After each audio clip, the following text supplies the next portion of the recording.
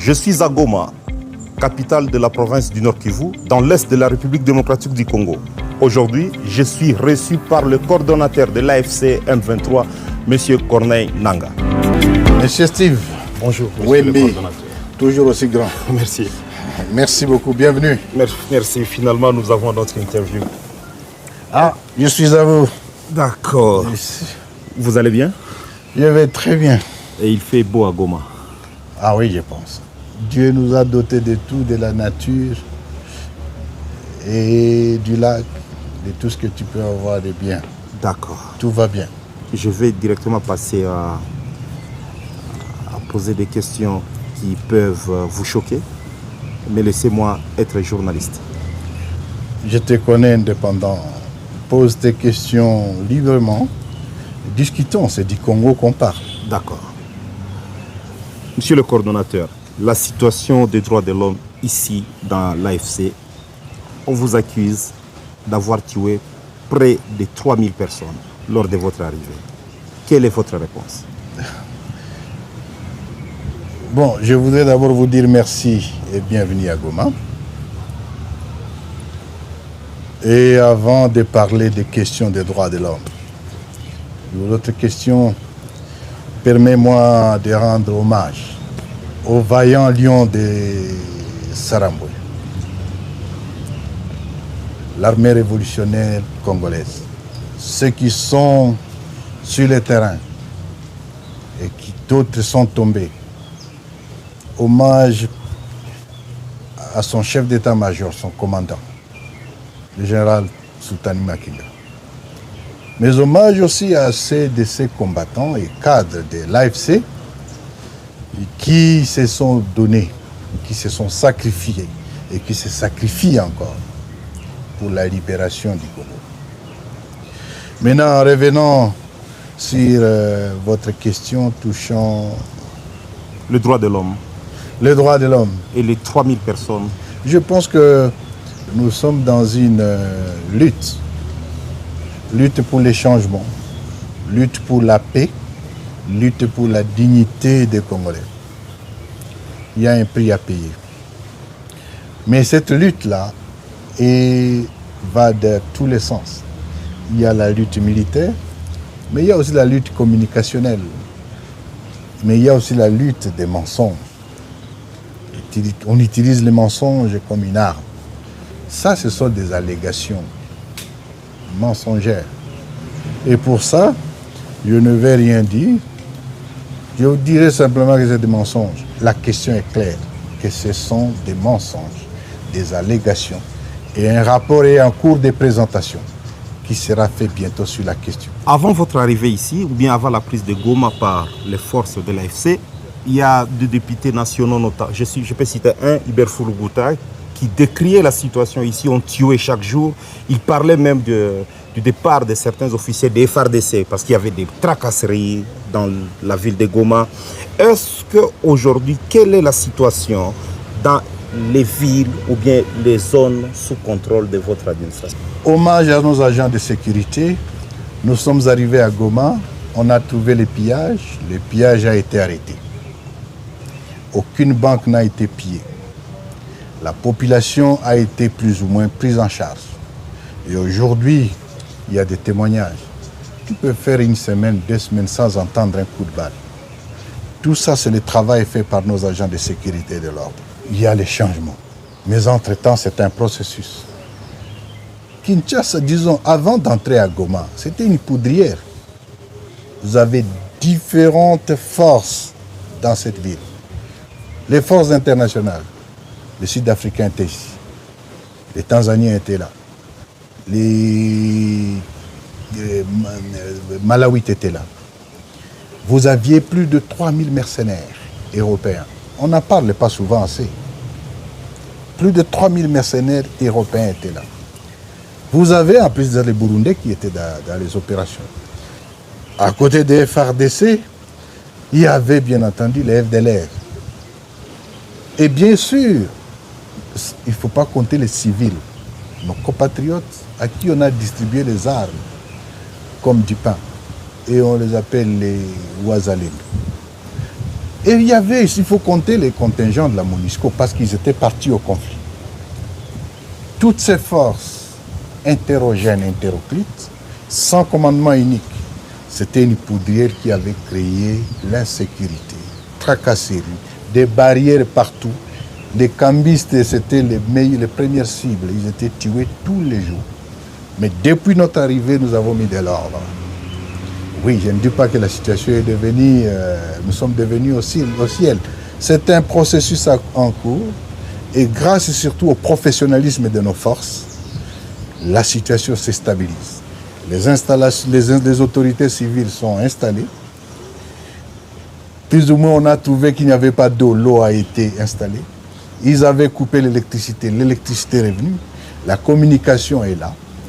Oui, d'autres challenges restent, bien entendu. Mais la situation sécuritaire se stabilise. Au moins, c'est un défi qui reste parce qu'on doit continuer à récupérer les armes et distribuer aux civils et à tout le monde. Il y a des bandits qui circulent encore et qu'on sort. Voilà la situation. Donc aujourd'hui, la situation tend plutôt vers le bien. D'accord. Et j'ai essayé un peu de parler avec la population. Sincèrement, la population n'en peut plus. Pas de banque à Goma. Votre CADECO semble ne pas être encore opérationnel. Qu'allez-vous faire? La situation, vous dites que la population n'en peut plus parce que les banques ont été fermées. C'est une décision délibérément prise par M. Tshilombo pour punir la population de l'Est. Parce qu'ils sont swahiliphones. Les banques sont fermées sur ordre de Tshisekedi. Ce que je voudrais dire, que ça ne procède que d'un crime de guerre. Ce n'est pas une tactique de guerre, pas du tout. Les banques sont fermées par Kinshasa. Je voudrais dire ici et prendre la communauté internationale en témoin. L'argent détenu par ces banques n'appartient ni à l'État congolais, ni à la famille de Tshisekedi, et moins encore aux banquiers. L'argent appartient aux épargnants, à la population, aux enseignants, aux agriculteurs, aux opérateurs économiques, aux médecins qui vivent à l'Est. Ils ont pris la décision de fermer les banques. En fait, c'est une tentative de vol. Ils veulent voler l'argent des gens du Kivu. Mais c'est une situation difficile que nous gérons. Nous ne nous plaignons pas. Qu'est-ce qu'un enseignant a à voir avec la révolution? De toute façon, nous, les responsables de la révolution aujourd'hui, nous n'avons aucun compte dans les banques. Entre-temps, devant cette situation, on ne va pas rester les bras croisés. Nous sommes en train de prendre des solutions alternatives. Et c'est de là que tu parles de la CADECO. Ce n'est pas ma CADECO. La CADECO n'est pas à moi. C'est parmi les solutions palliatives que nous avons entreprises et que nous sommes en train d'opérationnaliser la CADECO dans ce sens. Il n'y a pas que la CADECO. Nous avons institué une autorité de régulation du secteur économique, financier et des assurances. Cet organe va jouer le rôle de la Banque centrale et c'est cet organe qui va nécessairement donner et qui va notamment donner des licences pour la création de nouvelles banques. Mais d'autres alternatives sont aussi là. Entre autres, l'utilisation aujourd'hui de la monnaie virtuelle, ou la monnaie électronique. Ça se fait dans d'autres pays. Aujourd'hui au Kenya, quand vous allez en Tanzanie, au Rwanda ou en Ouganda, même pour payer les taxis, on paye par les mobile money. Ce sont des solutions comme ça qui sont en cours. La CADECO on entame la réforme quant à la CADECO, elle va devenir une banque à part entière. Donc vous semblez me dire que votre administration est bien, le mouvement est bien administré. Mais nous organisons, okay. Nous représentons l'État et nous gérons. Des situations difficiles auxquelles nous faisons face, nous n'allons pas à Washington, nous n'allons pas, je ne sais pas, à Paris pour pleurnicher comme fait l'autre. Nous trouvons des solutions à nos problèmes. Et c'est ça la réalité. Il y a un scandale qui vient de se passer d'ailleurs à Kinshasa avec le propos de Nicolas Kazadi. Est-ce que les propos de Nicolas Kazadi vous choquent ou vous réconfortent? Non, je vous avais dit la fois passée que tout Congolais qui aspire au changement est membre de l'AFC. Et Nicolas est le premier. Nicolas Kazadi. Il est membre de l'AFC, plus ou moins, même s'il ne peut pas encore le faire physiquement, mais il le fait déjà en termes d'idéologie. L'AFC prône le changement. Et Nicolas a vécu ça, c'est un témoin. Ce qu'il a dit est scandaleux. Mais c'est d'autant plus important que la population nous donne maintenant raison. Le régime Tshisekedi, c'est une bande tribale de voleurs, d'escrocs, de détourneurs. En réalité, ce que Nicolas, c'était celui qui avait la caisse de ces détourneurs. Et le chef de bande est connu. Le chef de bande de cette rapine, c'est lui-même, M. Tshilombo. Ce qu'il a dit, je lui dis coup de chapeau parce qu'il a dit la vérité. Ce qu'il a dit, de toute façon, vous n'avez pas encore su. Vous savez ce qui se passe aujourd'hui au niveau du trésor. Tout ce qui rentre au trésor, ça sort le soir. Et c'est pour aller à la famille présidentielle ou du moins à la présidence. Tu sais ce qui se passe? Même pour payer les agents maintenant, on fait recours aux entreprises. On a vidé toute la trésorerie. Les entreprises d'État ou bien les établissements d'État comme Fomine et consorts, c'est tout ce qui vient et qui est parti. Il n'y a plus aucune règle. Et c'est d'autant plus grave que toutes les institutions sont infantilisées. Le Parlement ne peut faire aucun contrôle. Et tout ministre qui ose même dire que non, telle entreprise, on va faire un contrôle, c'est lui-même le voleur en chef, le président, le M. Tshilombo, qui interpelle les assemblées nationales, les membres, les députés nationaux et les sénateurs de ne pas interpeller les ministres, qui demande aux ministres d'arrêter de suspendre ou de prendre des actions disciplinaires quelconques contre les mauvais gestionnaires d'entreprise. C'est grave. On n'a jamais vécu ça et le pays est dos au mur. On a infantilisé les institutions, on a mis la terreur pour que personne n'ose soulever un mot. Et tout ça, c'est grave, c'est tout simplement inacceptable. Et c'est la raison pour laquelle je vous dis que tout Congolais est membre de l'AFC, parce que tout Congolais aujourd'hui aspire au changement, à ce qu'on balaye cette racaille.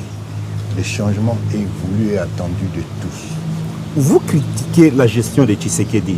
En même temps, le M23, vous êtes notamment dans les mines, notamment dans les mines de Rubaya. Par où l'AFC écoule les minerais qu'elle exploite?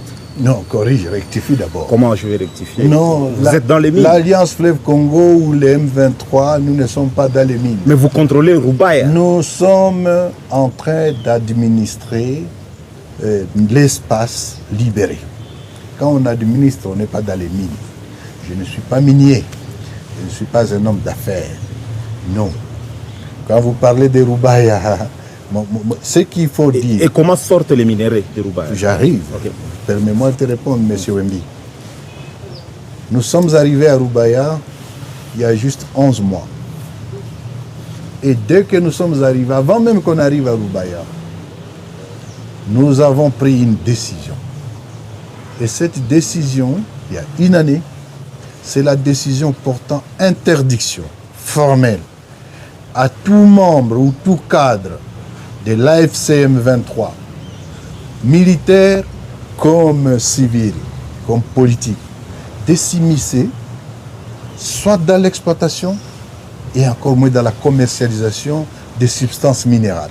L'activité minière dans les territoires qui sont les nôtres, pour des contraintes que nous subissons, c'est une activité en berne.